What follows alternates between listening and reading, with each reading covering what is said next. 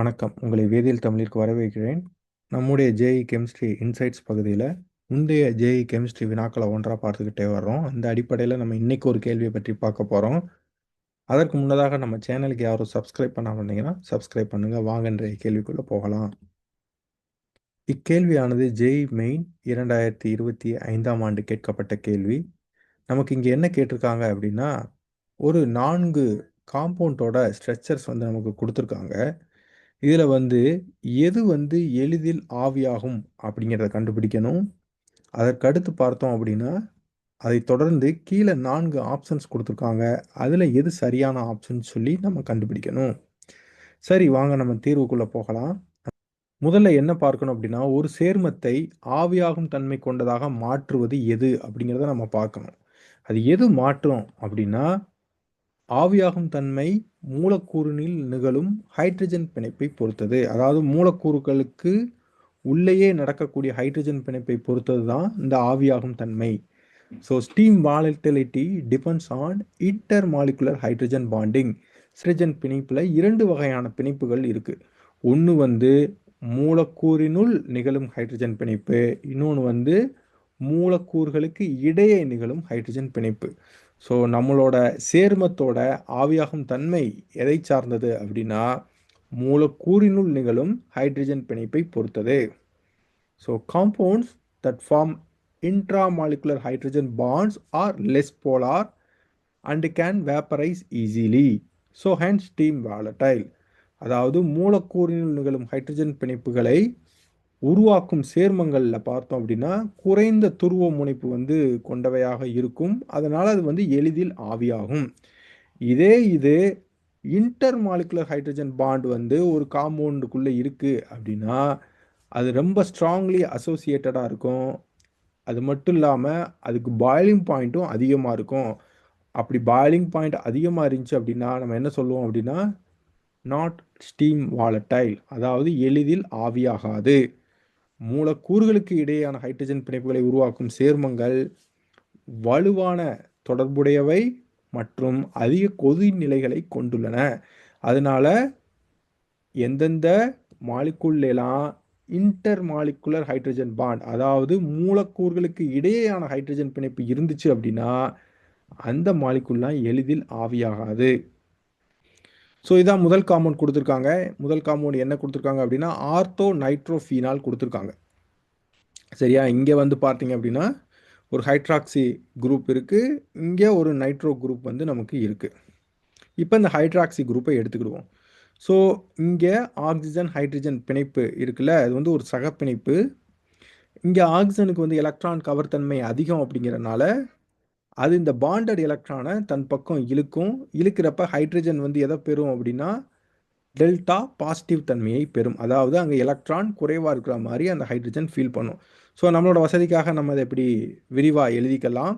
இப்போ பார்த்தோம் அப்படின்னா, பக்கத்தில் இருக்கக்கூடிய நைட்ரோ குரூப்பில் பார்த்தீங்க அப்படின்னா, இங்கே ஒரு ஆக்சிஜன் இருக்குது, இங்கே ஒரு ஆக்சிஜன் இருக்குது. இந்த ஆக்சிஜனில் எலக்ட்ரான்கள் எக்ஸ்ட்ரா இருக்குது. அப்போ இங்கே என்ன நடக்கும் அப்படின்னா, ஒரு ஸ்லைட் இன்ட்ராக்ஷன் வந்து நடக்கும். அதாவது ஒரு அட்ராக்ஷன் ஃபோர்ஸஸ் வந்து இங்கே உருவாகும். ஸோ இதைத்தான் நம்ம என்ன சொல்கிறோம் அப்படின்னா, ஹைட்ரஜன் பாண்ட் அப்படின்னு சொல்கிறோம். ஸோ இங்கே பார்த்தீங்க அப்படின்னா, இது வந்து ஒரே மூலக்கூறுகளுக்குள்ள வந்து இந்த ஹைட்ரஜன் பிணைப்பு உருவாயிருக்கு அப்படிங்கிறனால, இது வந்து இன்ட்ரா மாலிகுலர் ஹைட்ரஜன் பாண்ட்ஸ், அதாவது மூலக்கூறினில் நிகழும் ஹைட்ரஜன் பிணைப்பு. ஸோ அடுத்த கேஸுக்கு போவோம். இந்த கேஸ் பி வந்து பார்த்தீங்க அப்படின்னா, ஆர்த்தோ நைட்ரோ அனிலின் கொடுத்துருக்காங்க. ஸோ இங்கே முன்னாடி பார்த்த மாதிரியே தான், நைட்ரஜனுக்கு வந்து எலக்ட்ரான் கவர்த்தன்மை ஹைட்ரஜனை விட அதிகம் அப்படிங்கிறதுனால, மேலே நம்ம என்ன பார்த்தோமோ அதே மாதிரி தான் இங்கேயும் நடக்கும். அதோட ஸ்ட்ரக்சரை நம்ம விரிவாக நம்ம எழுதிக்கலாம். இப்போ பார்த்தீங்க அப்படின்னா, இங்கே இருக்கக்கூடிய ஹைட்ரஜனுக்கும் இங்கே இருக்கக்கூடிய ஆக்சிஜனுக்கும் இடையில ஒரு சில இடையே உருவாகும் அட்ராக்டிவ் ஃபோர்ஸ், இதைத்தான் நம்ம ஹைட்ரஜன் பிணைப்பு அப்படின்னு சொல்கிறோம். என்ன ஹைட்ரஜன் பிணைப்பு இது? மூலக்கூறினுள் நிகழும் ஹைட்ரஜன் பிணைப்பு. அடுத்த கேஸ் போவோம். Case C and case D, இதோட ரெண்டோட ஸ்ட்ரக்சரும் ஒன்று தான். சரிங்களா? ஸோ இப்போ கேஸ் சியில் பார்த்தீங்க அப்படின்னா, அமீன் குரூப் வந்து கீழே இருக்குது, இதில் அமீன் குரூப் மேலே இருக்குது. சரியா? லிட்ரலி பார்த்தோம் அப்படின்னா, இந்த 2 காம்பவுண்டும் ஒரே காம்பவுண்டு தான். இந்த 2 காம்பவுண்டும் என்ன மாதிரியான ஹைட்ரஜன் பிணைப்பை உருவாக்கும் அப்படின்னா, மூலக்கூறுக்கு இடையேயான ஹைட்ரஜன் பிணைப்பை மட்டும்தான் உருவாக்க முடியும். மூலக்கூறினுள் நிகழும் ஹைட்ரஜன் பிணைப்பு இங்கே நடக்காது. ஏன் அப்படின்னா, இங்கே இருக்கக்கூடிய அமீனும் இங்கே இருக்கக்கூடிய ஹைட்ராக்சி குரூப்பும் ரொம்ப தொலைவில் அமைஞ்சிருக்கு. சரி, இப்போ நம்ம எடுத்துக்குவோம் எப்படி வந்து மூலக்கூறுக்கு இடையான ஹைட்ரஜன் பிணைப்பு நடக்குது அப்படின்னு சொல்லி பார்க்கலாம். இப்போ எடுத்துக்காட்டாக பார்த்தோம் அப்படின்னா இந்த ஹைட்ராக்சி குழு வந்து இருக்குது. நம்ம முன்னாடி மேலே பார்த்தோம்ல அதே மாதிரி தான் இங்கே ஹைட்ரஜனில் வந்து ஸ்லைட்லி பாசிட்டிவ் சார்ஜ் இருக்குது. இங்கே இருக்கக்கூடிய நைட்ரஜனில் வந்து பார்த்தீங்கன்னா எலக்ட்ரான் ரிச்சாக இருக்குது. அதாவது ஒரு தனித்த இரட்டை எலக்ட்ரான் இங்கே இருக்குது. அப்போ இங்கே இருக்கக்கூடிய நைட்ரஜனுக்கும் இங்கே இருக்கக்கூடிய ஹைட்ரஜனுக்கும் ஒரு அட்ராக்டிவ் ஃபோர்ஸ், அதை தான் நம்ம ஹைட்ரஜன் பாண்ட் அப்படின்னு சொல்கிறோம். அதே போலவே இங்கே ஒரு அட்ராக்டிவ் ஃபோர்ஸ். ஸோ இந்த மாதிரி இருக்கக்கூடிய ஹைட்ரஜன் பிணைப்பை தான் என்ன சொல்கிறோம், மூலக்கூறுக்கு இடையேயான ஹைட்ரஜன் பிணைப்பு. அதே போலவே நம்ம இந்த மாதிரியும் பண்ணிக்கலாம். பார்த்தீங்க அப்படின்னா இங்கே இருக்கக்கூடிய நைட்ரஜனுக்கும் இங்கே இருக்கக்கூடிய ஹைட்ரஜனுக்கும் இடையே உள்ள ஹைட்ரஜன் பிணைப்பு, அதே போலவே இங்கே இருக்கக்கூடிய ஆக்சிஜனுக்கும் இங்கே இருக்கக்கூடிய ஹைட்ரஜனுக்கும் இடையேயான ஹைட்ரஜன் பிணைப்பு. ஸோ இந்த ஹைட்ரஜன் பிணைப்போட பேர் என்ன, மூலக்கூறுகளுக்கு இடையேயான ஹைட்ரஜன் பிணைப்பு.